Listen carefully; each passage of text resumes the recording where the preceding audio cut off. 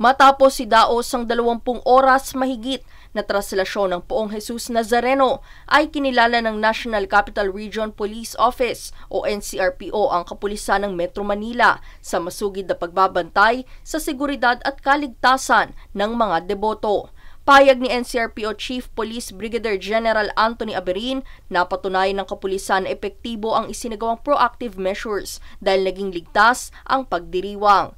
Nasa mahigit 12,000 pulis ang ipinakalat ng NCRPO noong traslasyon para magbantay at umagapay sa milyong mga deboto na dumalo.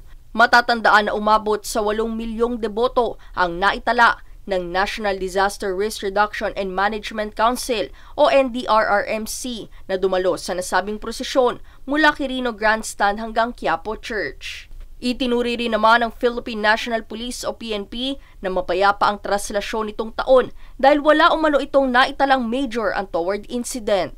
Daniza Lopez nag-uulat para sa Golden Nation Network.